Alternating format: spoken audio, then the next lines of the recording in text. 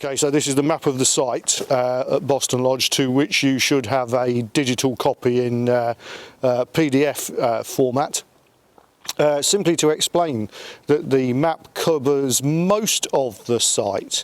The grey buildings on this map are ones that are not affected by the National Lottery Heritage Fund programme.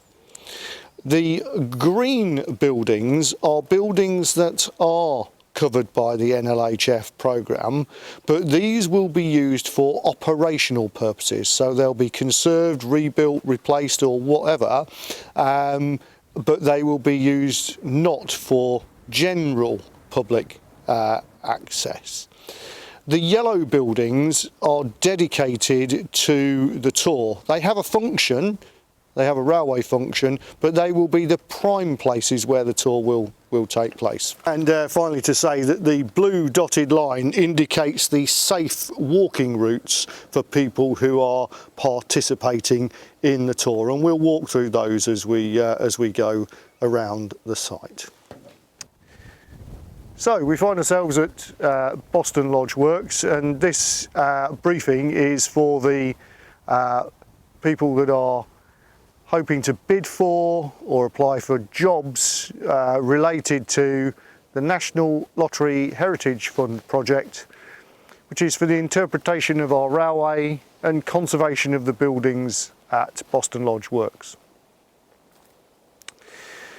So there's quite a long story to tell here, so we've split this into small videos which will cover the history of our railway, history of the Boston Lodge site, some of the things that we're trying to achieve, and then also the individual buildings that are involved as well. So the Festiniog and Welsh Island Railways are one of the largest heritage railways in the country, certainly the longest, stretching 40 miles right through the heart of Snowdonia.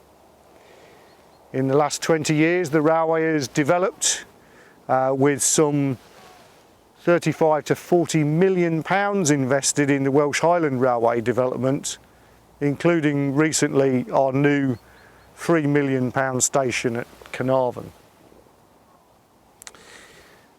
We have about 250,000 visitors each year, and our project sets out to tell our story to those visitors.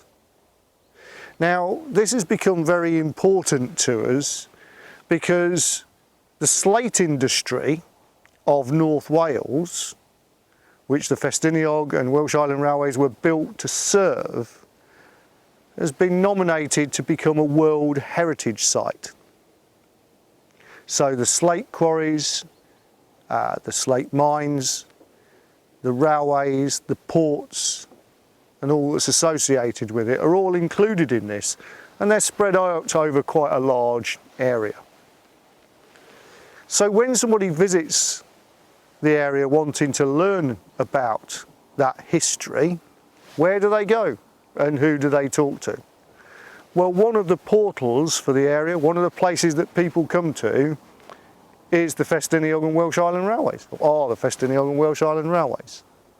So we would like to make sure that those 250,000 visitors a year each go away having learnt something about our railway and the wider heritage of the slate industry and the local area. This is quite a tough challenge because as generations have gone by, the slate industry itself is less and less well understood. Ask young people today who live in Portmaddock about slate, and the chances of them being able to tell you much about it are quite limited. Look at the visitors to the railway who come from all around the world, and maybe some of the older people would remember the stories of slate, but that history is slipping through our fingers, and it's becoming very much that history, and we want to keep that history alive. And that's what our project is all about. But the Festiniog and Welsh Island Railways are not a museum, and I can't stress that strongly enough. They're an active railway, an active tourist attraction with many facets that attract people to do something active. It's an organisation that's alive and doing things. And so we want to make sure that the people who participate in that activity learn a bit about our history at the same time. I had the opportunity to ride on one of our trains last year and watched some of our on-train staff entertaining our customers. And I was listening just quietly in the background to the stories that were being told. And very entertaining they were too. However, I concluded that those stories had been passed down through the years from train crew member to train crew member, and in terms of how accurate they were about the history of the area and the slate industry, I think it was very, very questionable. Highly entertaining, but very questionable. So what we want to do is make sure that our own people understand our history properly and as accurately as reasonably possible. That's part of what we're about. So as I think about our project, I'm mindful that there are different levels of awareness about our railway and its history. So we know that many people know about the Festiniog and Welsh Island Railways, and particularly the Festiniog Railway, which is often called the world famous Festiniog Railway, and it is. A lot of people know about it. I think it's fair to say that there are a very large number of people that have a distant awareness of the railway, and we are keen to make sure that that awareness grows and continues and helps us to attract visitors. In terms of numbers, we're probably talking about millions of people that are aware of our railway. Then there are our visitors. Now we're talking about hundreds of thousands of people each year. Typically, 250,000 people will ride on or visit the Festiniog and Welsh Island Railways in some way. And so our interpretation project needs to address that audience. Although it has to be said, we, as part of this project, need to learn more about that audience. Those visitors, if we can tell them part of our story and we get them hooked, we want to have the wherewithal to then say, come and learn some more, do something extra. And to do this, we've been thinking, how can we do it? And we have chosen to make it possible to come and visit Boston Lodge Works. Now, Boston Lodge Works is often seen as the beating heart of the Festiniog and Welsh Island Railways, where it all goes on, where we look after the trains, where we look after the carriages, where we build new carriages. And yet the public rarely get to see this. So we would like to make it possible for those people that are interested to come and see our workshops operating today, but also at the same time we would like to use the heritage buildings on this site in order to tell that story. They're in a parlous state, many of them, and they need a lot of looking after, a lot of conservation, and that's part of the plan. But if I could just come back to the audience, what we're talking about is millions of people at a distance.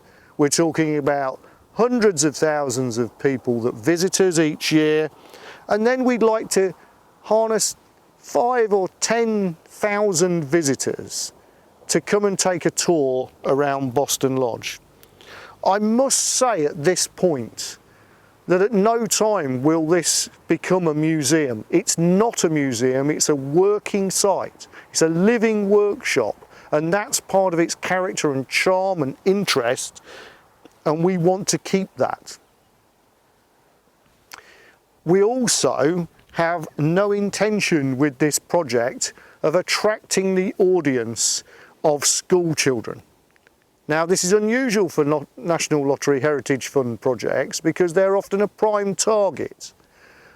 But we know that large numbers of school children in groups do not fit with the workshop site that we have. We have to accept that and work around that. That doesn't mean that no children can come, but it's not for educational groups, and I'd ask people working on the project to bear that in mind. So we have a tour, and if as a part of this tour that we attract yet more interest, then our intention is that we'll be able to go beyond that, to bring people back and to give them experiences actually working at Boston Lodge. Maybe 3 hours of working the Blacksmiths forge, maybe a couple of hours of driving the shunting engine, maybe some work working in our archives and researching extra parts of the information about the workshops. We also hope to encourage a lot of volunteers through our project, both to work in our workshops, but also to help develop and keep refreshing our tour. We don't want our tour to be something which happens now, is designed and then grows old. We want a tour plan that's supported by volunteers who will continue to mine the rich archives of information, both about the railway and the workshops itself, and take that and use it to grow the tour, change the tour, and keep offering something different. And to that end, we intend to start our tour programme in the delivery phase, in the early part of the delivery phase, when we're actually working on the buildings, so that we can show people behind the scenes of what it takes to do this kind of work. Over and above that, then, we hope that we can attract some people who will become employed, so that's the deepest connection possible really, or long-term committed volunteers, people who are around for many years to come, who think of this place as their railway, as I do.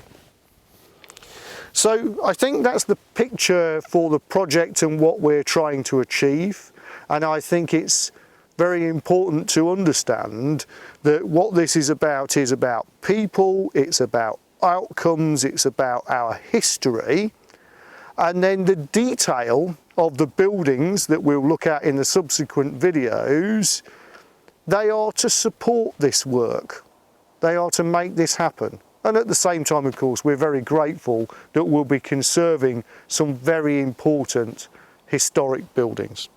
So that's an introduction to the project. I hope that helps.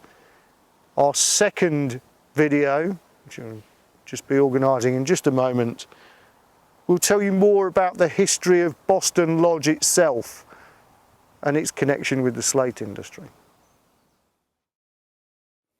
This is Boston Lodge Works on an eerily quiet day. We're just at the beginning of the close down for the coronavirus. Pleased to say there's only myself and the cameraman here, and we are practicing the social distancing rules that we're expected to do.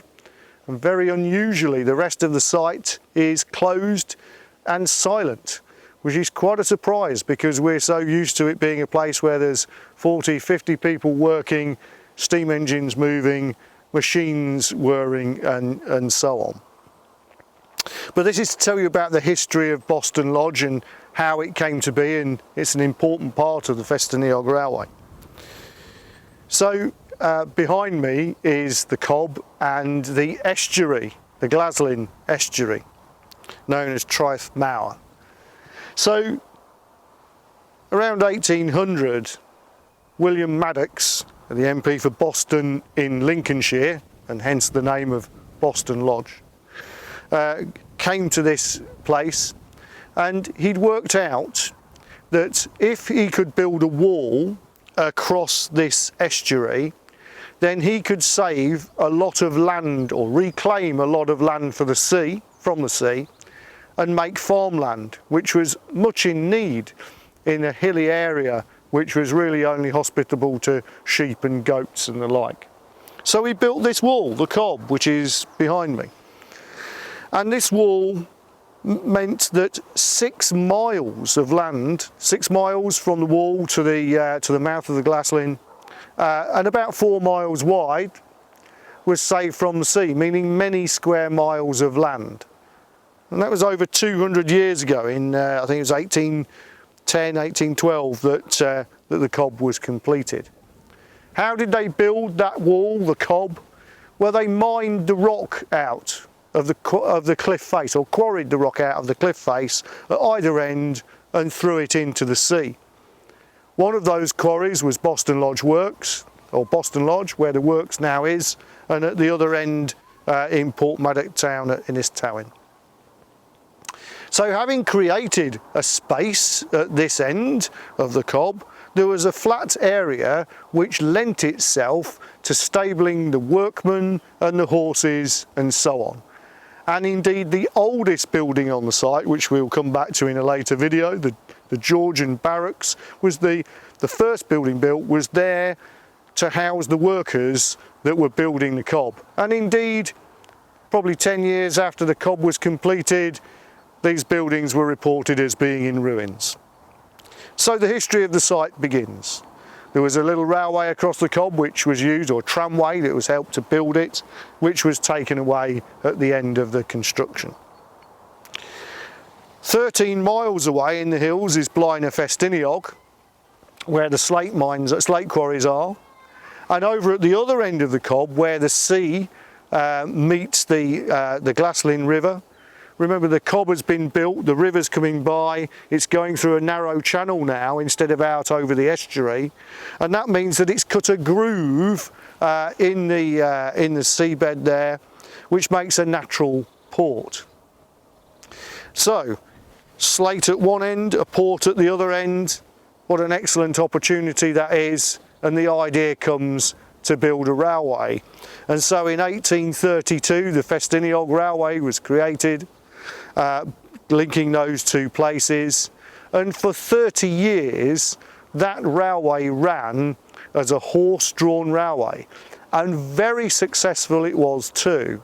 And Boston Lodge was the place where the wagons and the horses were looked after, and all the wherewithal to make that train operation happen was facilitated. And we'll be looking at that area, the first part of Boston Lodge, in one of the later video clips. As time has gone on, the works and the railway have extended, and the works has always been extending out towards the sea, with more and more stone being placed over the edge and making reclaiming land from the sea, making a flat area that the works could be built on. So we've got, as we go across the site, and I'll ask John to turn the camera around and point it out to sea for you now to look at that, you will see land there, which the first area was backed in the 1830s. The next level, 1860s to 1890s. Beyond that, 1970s, and beyond that, right near the edge of the sea, the new carriage works that are being, or carriage storage sheds that are being built right now as part of the Boston Lodge redevelopment plan. So always working out towards the sea. Quite a story to tell there, more detail on that in videos and times to come. Final point to say in this video is about the development plan for Boston Lodge. About 20 years ago, I recall one of our engineers on the site saying what the Boston Lodge Works now needs is a comprehensive plan for its redevelopment, as he eyed some piecemeal work going on and thinking that's going to have to be demolished in some time to make way for the next development and so on. He said the place needs a plan. This guy's name was Steve Coulson, sadly no longer with us, although his son still works with us at Boston Lodge. Those words have rung in my ears right down the years. So, when we look at Boston Lodge, first of all, we tried to find a different site to build a new workshop, because as our railway is developing and as the health and safety needs grow, it would be much simpler to have a new flat site nearby that had railway access, road access, big sheds, cranes and so on. We did a long search trying to find such a place, and I can tell you that there isn't one anywhere within the distance that we need for our operations from our main station in Portmaddock. And so after much searching, we came back to Boston Lodge and decided that this was the place that we had to develop. A comprehensive 34 phase plan has been created for our workshop site. We have completed about 10 of those phases so far, which include things like building an access road, sorting out drains and sewers, and building some of the larger storage sheds on the far side of the site that make it possible to empty the historic sheds and therefore do the work that we're planning to do today.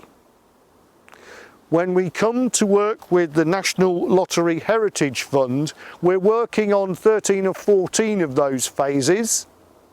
Not all of them, but 13 or 14 of those phases, which will restrict the amount of money and work that we can do in this time to a sensible level. And once the lottery fund work is over, we will then go on to look at ways of funding the rest of the work that's needed on the site. To put it in perspective, the 34 phases will take more than a decade and probably something in the order of 10 to 12 million pounds, I would think, to complete. So you can see the need to divide it up, and we have an agreement with NLHF that our work will largely focus on historic buildings and those buildings that we need to carry out the work and the activities that are needed for this project. So that concludes this video, and we'll now be going on to look at other sections of the work in more detail. So here we are in the top yard at Boston Lodge. It's known as the top yard. It's the original part of the Boston Lodge Works site. As you can see, it is, broadly speaking, a quadrangle shape, and the buildings in this area have come and gone over the years. But in more recent years, certainly since the 1960s, a number of the buildings have been demolished. The fence that fenced it in and the gate posts have gone, and so it doesn't feel quite like it used to. And we're trying to get back to that feeling. So just to go around the buildings and what was here then and how it worked. So remember that this was the works in 1830 when the railway was a horse-drawn railway. So wooden wagons hauled by horses, and then the wagons, when they were full of slate, would come back down the hill. So the railway's on a continuous gradient. They'd come back down the hill by gravity, and then the empty ones would be hauled back up again by the horses once more. So there were a number of relay sites, if you like, where you could change horses, but this was where the wagons and quite a number of the horses were looked after. So for 30 years this was the main place. It's the quarry where the stone was taken out to build the cob, made a flat area suitable for a workshop. And so the buildings started with the one which is on my right, which I'll ask John to turn around to now. Started with the superintendent's office, and on the map this is building number H1.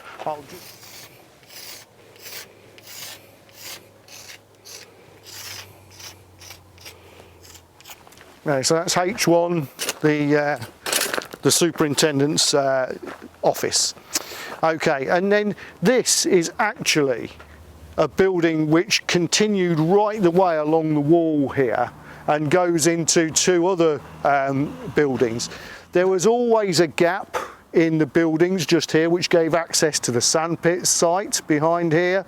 Now this is where the access road comes in, which we intend to keep. But the buildings that have been lost were down the far end of the site. Remember, we never promised you a Hollywood production here, so excuse the jumping about. We never did pretend we were film stars. But along here, the row of buildings continued, and that's H9 on your plan.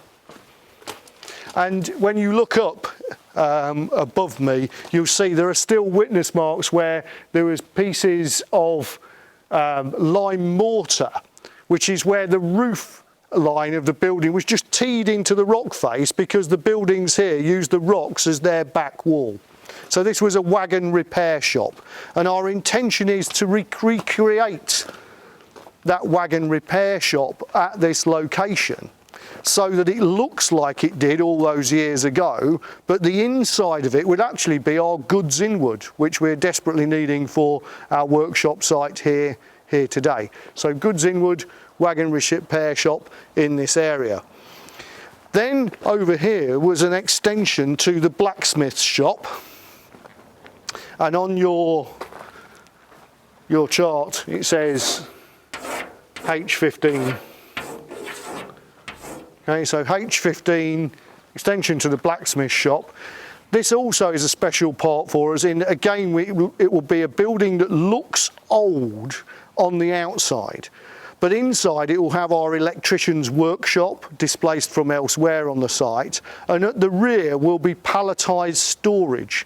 And the reason for that is that when goods come in on pallets at the moment, they just get dropped around the yard on the site. It's not particularly secure, and the goods are left outside and could be getting damaged. So we'd really like to have some decent modern storage. So round the back of that building will be palletised storage that the Manitou truck can just come in and pick the forklift truck pallets up and put them in the place that we want them. So looks old, but it's got a new role. So this is building H3, which is the old oil store. Okay. Its name gives away its former role. Who knows what it was actually used for, but that's its ancient title, is the old oil store. It's a very narrow building. It's a building on site that's not been used for much other than storage, so it's pretty much undamaged by the passage of time. It has been used as a telecoms store. It's currently used as an engineering store and a locker room. Interestingly, this was the location where we were told that explosives had been found in a wooden packing crate, and indeed there were explosives in here, and we had to get the unexploded bomb team in, who came in, removed the sticks of dynamite, took them to the beach and blew them up. You'll be pleased to know they're all gone now. So we'll just go and have a look inside here. I'll get John to bring the camera in. But one of the features that I'd just like him to show you is one of the roof beams, which is actually an old tree. So rather than chopping down and planing a piece of wood, they just put the tree in here to form the roof. It has been, say, part of a telephone exchange and telecom store. But anyway, I'll welcome you inside. This is the old oil store.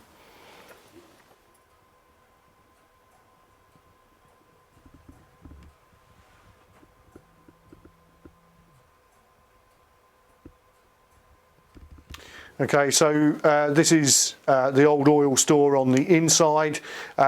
Just behind me here is a telephone exchange, which is destined to go. But this is where all the cables come into on the site. So the intention is that this will be the IT room, where we bring all the cables, routers and all those things into one place to service the site.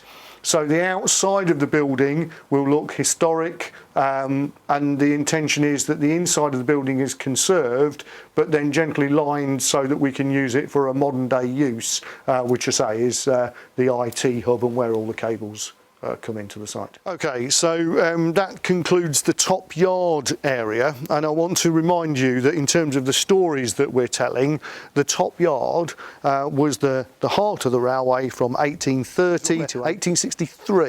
In 1863 the first steam engine came along. It's the first narrow gauge steam engine in the world, and as you can imagine, if you've got a steam engine, having a blacksmith's shop and a place where you keep horses is not ideal for storing a steam locomotive. So the railway had to expand Boston Lodge Works, and they built the first engine shed. So we've got the old engine shed, which is the original first narrow gauge steam engine shed built for the first engine. So we're going to go there now, and it was the only time when Boston Lodge was expanded by moving northwards rather than towards the sea. So we'll take you off up to the old engine shed now.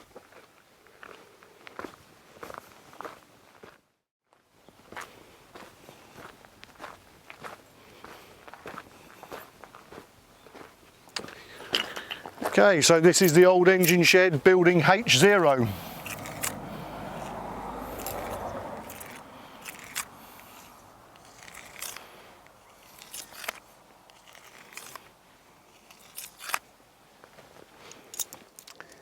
So as we interpret Boston Lodge, tell our story, there are many threads to the story to be told.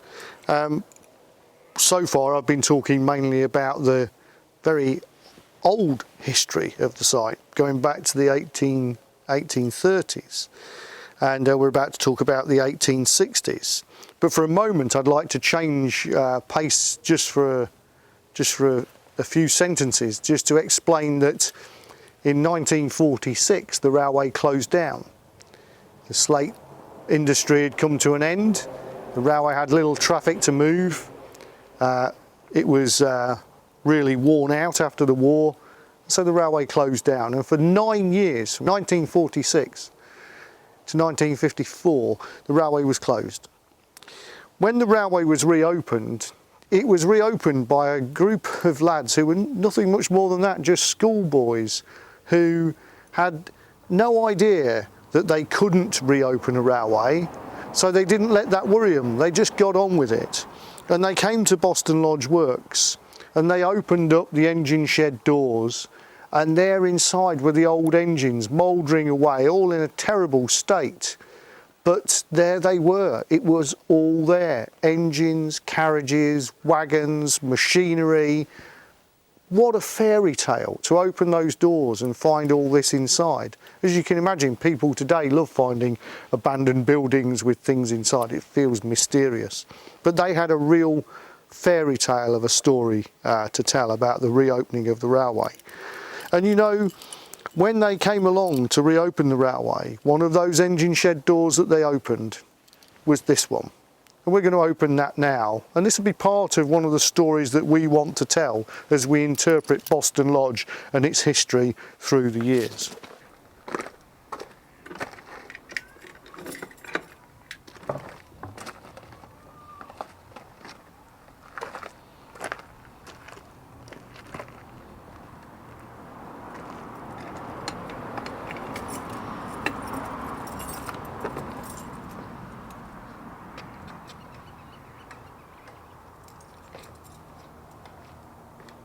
So here we are inside the old engine shed. Now, it's just an engine shed, is it? Well, actually, it was the first engine shed built for the first narrow gauge steam engines. And what's really special about the Festiniog Railway, or one of the very special things, is that we still have the original engines. Oh, and here they are, in the original engine shed.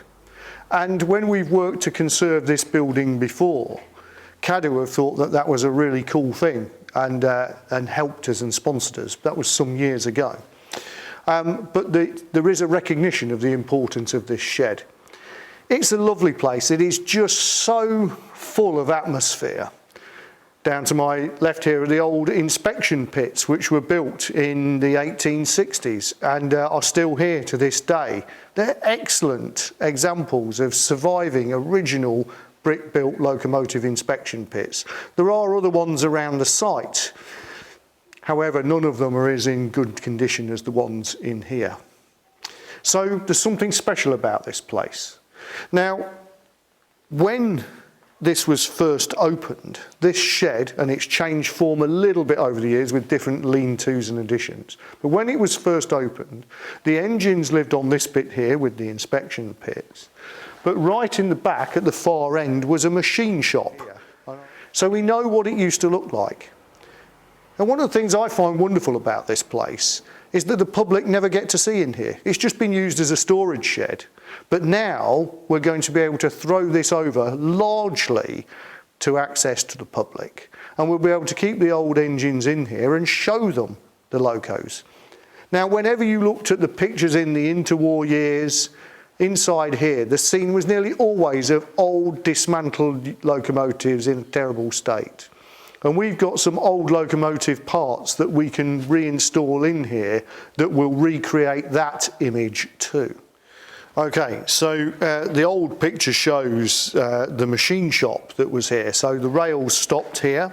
Now, they've subsequently been extended backwards a little bit so that we've got more storage space. But the intention is to take these rails from here onwards away. Now, when we look at the old pictures, we think, well, that old workshop is long gone. Where exactly was it? But actually, there's a wonderful clue, because if you look at this picture of Palmerston in the 1940s, you can see the dividing wall. And if you look up, you can see that whilst the lower part of that wall has gone, the top part with the original material is still there.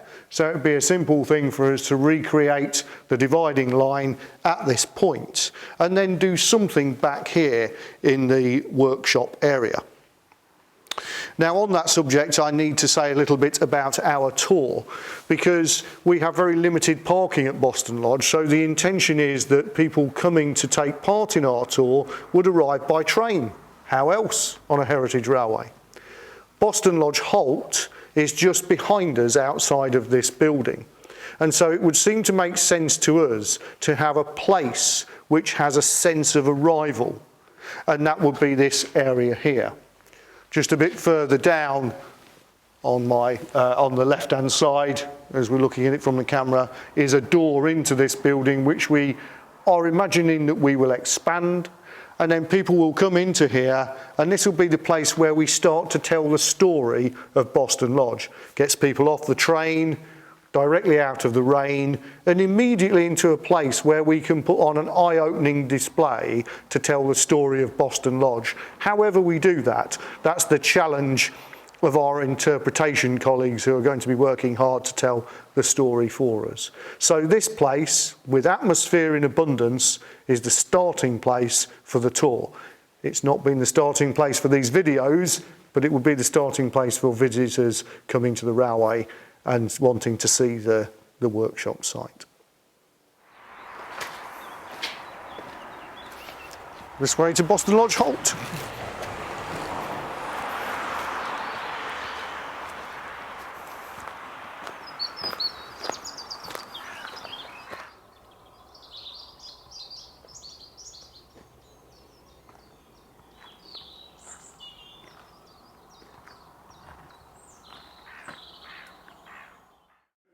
Okay, so this is the old blacksmith shop. Fascinating building, worthy of a lot of work in terms of understanding it and perhaps interpretation.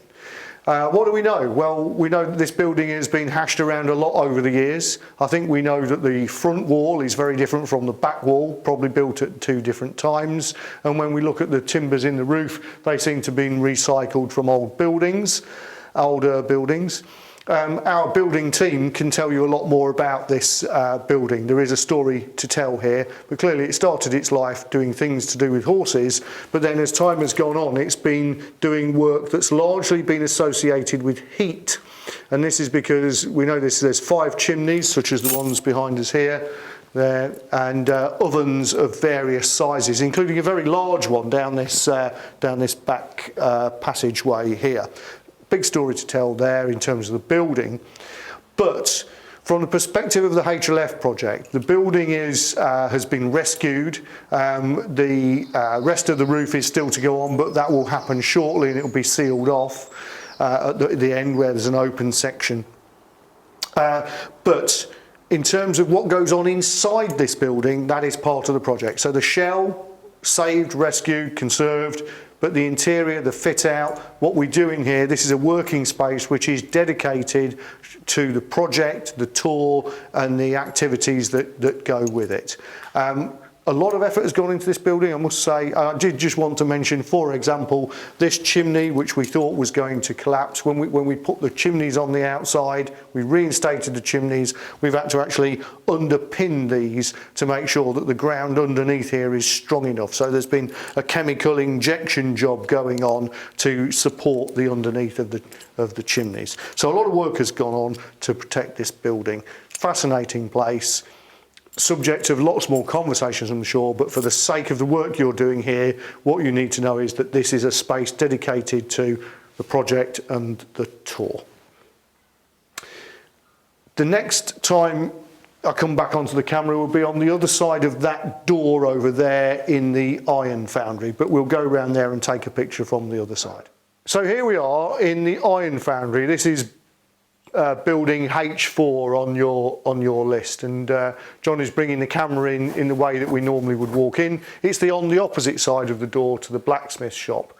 Now this door is a bit of an illusion really, because what we know is that in years gone by, what was here was not a door, but it was where the cupola was, where iron was melted for doing iron castings.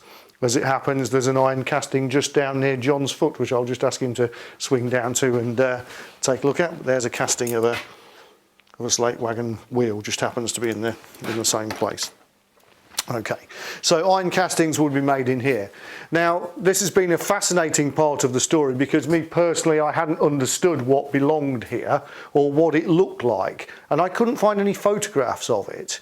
But I started to ask around, and I found one of our older engineers who was here in the 50s who remembered it.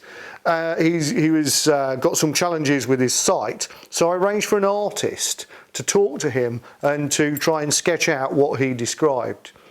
Now, as it happened, on the day that was meant to happen, somebody turned up and said, oh yes, I've got a photograph of that. Yeah. But here is a picture of what the place looked like in the 1950s with the cupola still in place. These days, the place is just another railway store, but the intention is to clear out this building and again to use it as one of the places where the activities can take place, and also we can help interpret the role of the works. Okay, so this is Building H6, the brass foundry.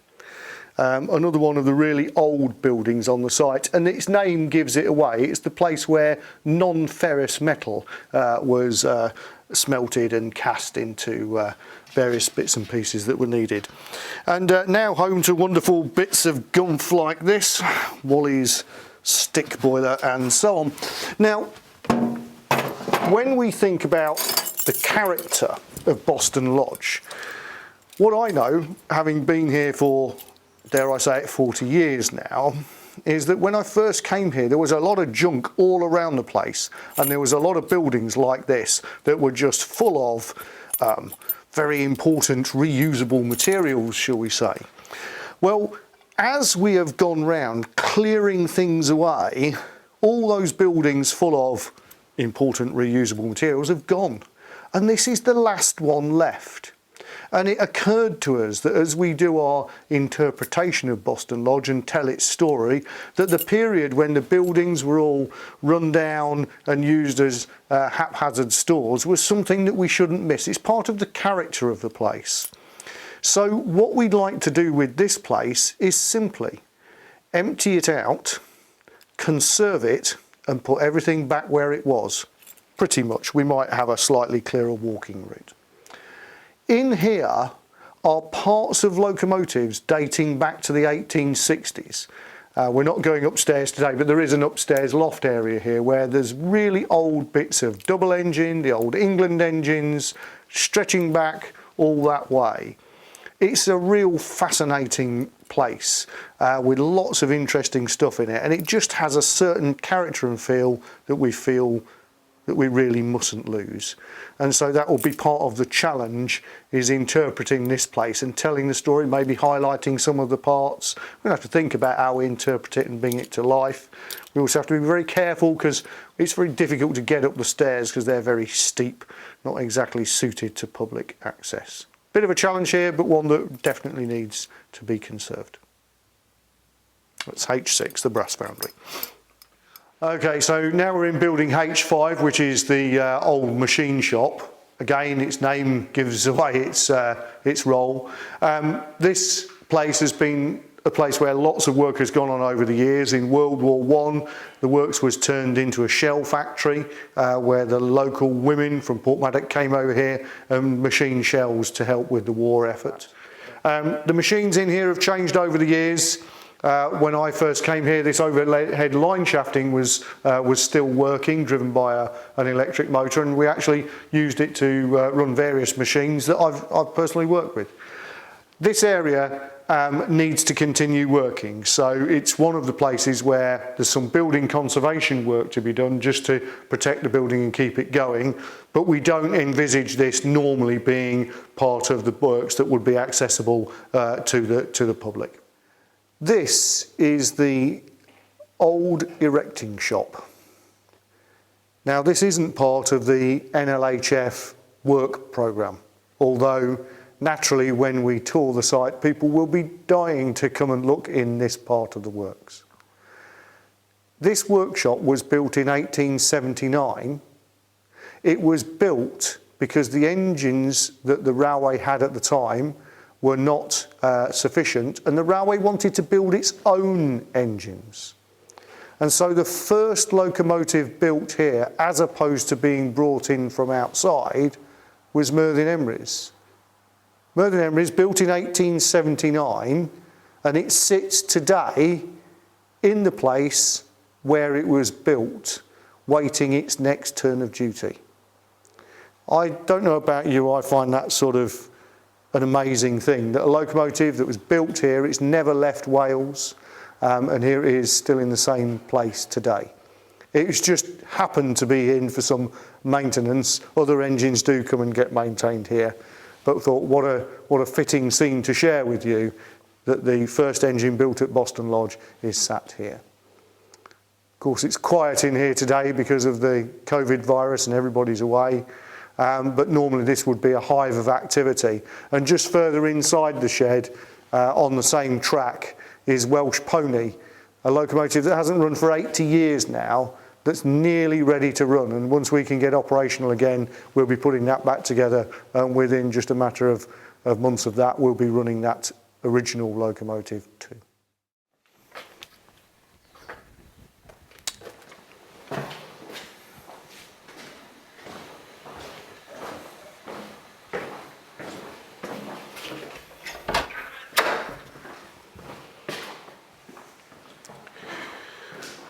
Okay, so this is our engineer's mess room, Ops 8 on your map.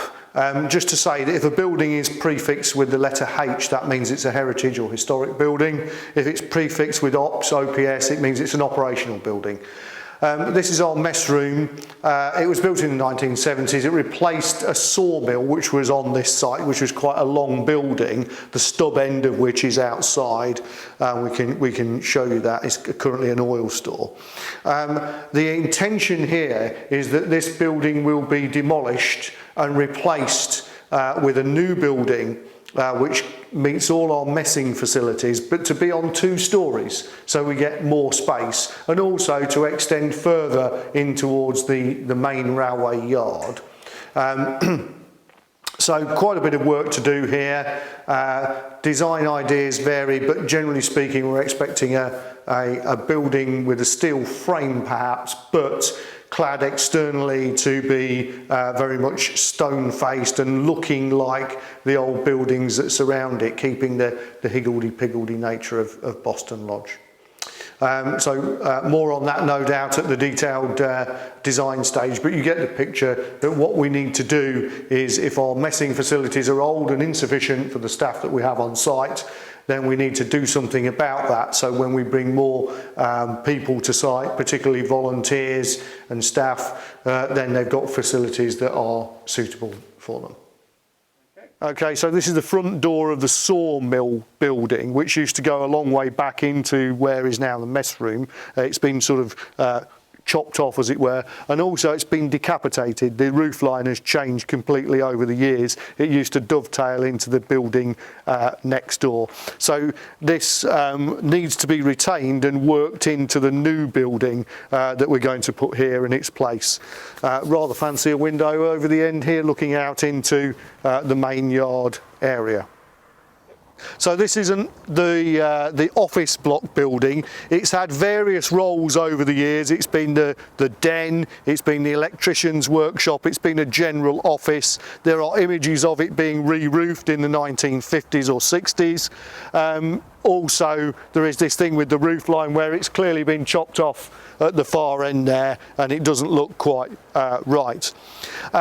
When an older building on the other side of the yard called the Long Shed was taken down in the 80s, late 80s, it made the route between this door and the sea very open, and so this porch was put on the front of this building, and our intention is to remove that porch, correct the roof line, make it dovetail nicely into that new building, and then this building itself, we want to take out all the recent tacky partitions that are inside it to make one big space, and this will be the space where we can gather for training and meetings, archive work and the like. So very important building to us, largest old building on the site where we can get a big space to work inside. So that's the intention with this one.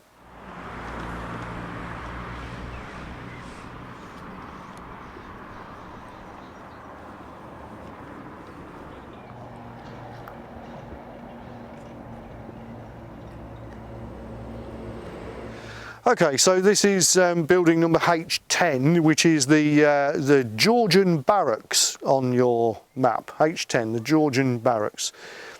These were the first buildings on the site when Maddox came to build the cob. So it's the barracks for the workers. We believe that once the cob was complete in about 1812, that this building fell into disrepair. Then when the railway came along, it seems to have reused it, and stories have it that it has variously been in states of disrepair and use over the years. It's been used as a dwelling for the last 50 or 60 years. It's split into two dwellings, one Boston Lodge number 1 cottage this end, number 2 cottage at the other end. Internally, number 1 cottage is in a very poor state indeed, having never had any major work done on it for more than 50, 60 years, maybe longer than that. Number 2 Boston Lodge was renovated in the 1960s, and we have the architect's plans for that. The interior, as it appears today, reflects those plans that we have from the 1960s.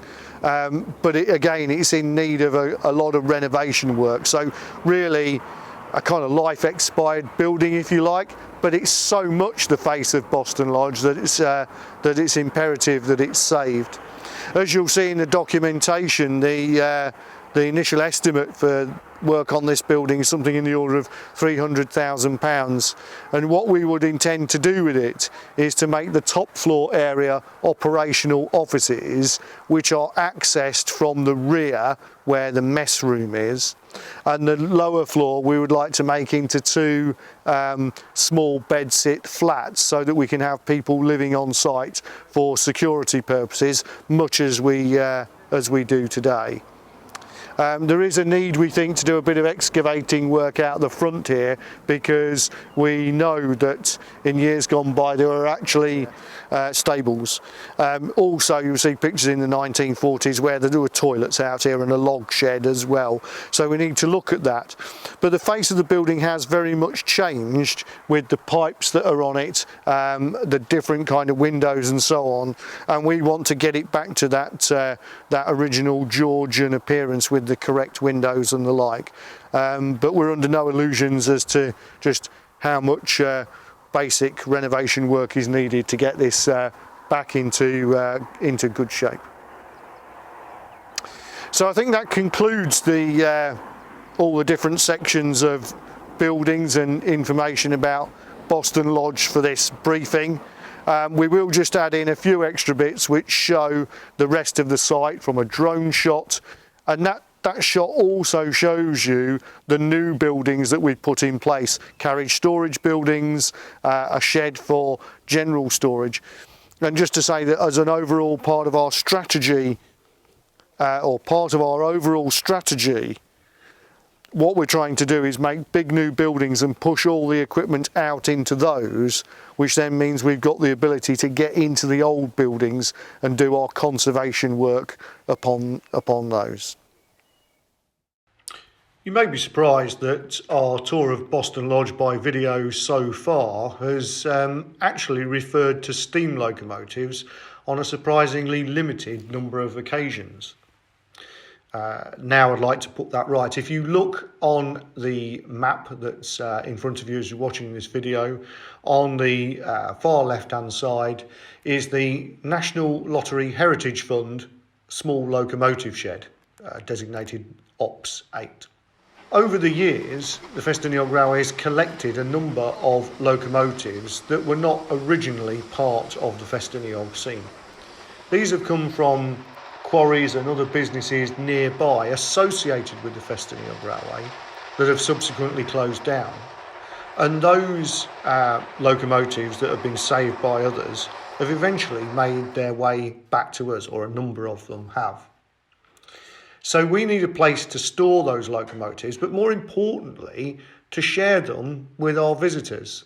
And after all, one of the things that people expect when they visit a locomotive works is to see locomotives. So we want to make that possible in a safe and visitor-friendly way. And that's the job of the small locomotive shed. Before we zoom in on the small loco shed though, let's just take a moment to look at an overview of the site now, where from the aerial photographs you can see the size of the development of the carriage sheds and carriage storage sheds that have been made recently next to the sea as part of earlier phases in this programme. Coming back to the National Lottery Heritage Fund small loco shed, nestled as it is in the corner of the Boston Lodge site. This is a place which will be an important part of the tour, but I think it's important at this stage to make a point about viewing galleries and how we will introduce the public to these locomotives. We've noticed that other places there have been viewing galleries that are on a different height to the people who work within the buildings. And we feel that this builds a barrier between visitors and workers, and we do not want to do that. We're adamant that we don't want to do that. And so the idea with the loco shed is that the safe viewing area would be on the same level as the floor where people are working. And we think this can work well. This concludes our suite of videos about the Boston Lodge site, the interpretation of the Festiniog and Welsh Island Railways, and our National Lottery Heritage Fund project. Any briefing video can't include all of the information that we need to, and you'd have to refer to our application, round one application to the NLHF to fully understand it, which of course is about to enter the development phase in order to have some more detail applied to it. We are very much looking forward to making significant progress quickly now with this project as we work with our partners.